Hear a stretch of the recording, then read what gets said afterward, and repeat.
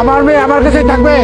ও পড়াশোনা পারুক আর না পারুক, কোনো কাজ করুক আর না করুক, ও পাগল হলো আমার মেয়ে, প্রতিবন্ধী হলো আমার মেয়ে।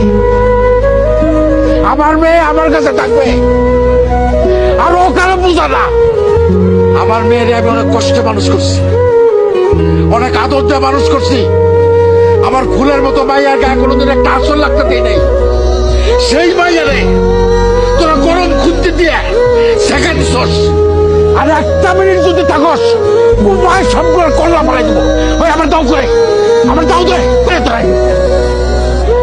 আমার মাইয়ারা কি আমার মাথার বোঝা? আরে মাইয়ারা কোনোদিন বাপের বোঝা